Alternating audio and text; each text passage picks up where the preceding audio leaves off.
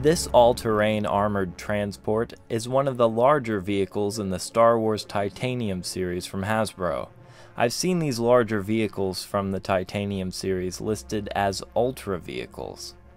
Now, when titanium is used as an adjective, it can make almost anything sound cool, or at least like a band name, like Titanium Fruitcake, or Titanium Eviction Notice, or Titanium Toupee.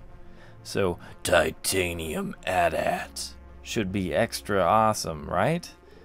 Well, it definitely would be if it were actually all titanium, but only the shell of the torso and head of the figure are actually made out of metal.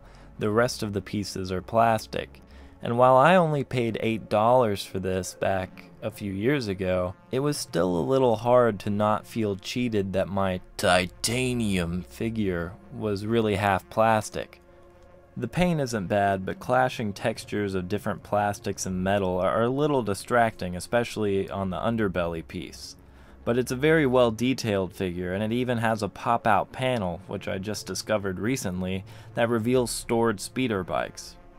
The articulation in the legs, and especially the ball-jointed feet, also allow for posability beyond what was seen in The Empire Strikes Back.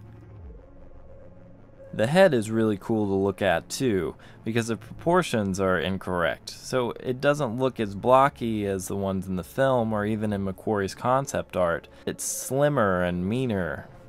And don't let me forget that this figure came with its own miniature Snowspeeder. The lasers that look like they are removable are not removable. Now, this toy does seem to fetch a bigger price now than it retailed for, but if you love AT-ATs, this one might be the perfect fit for your desk. And more importantly, it's the perfect fit for a TMNT Fast Forward Donatello figure to ride. So set old Donnie up with a Vibro Lance and imagine the coolest jousting ever. Jousting on AT-ATs. That's awesome.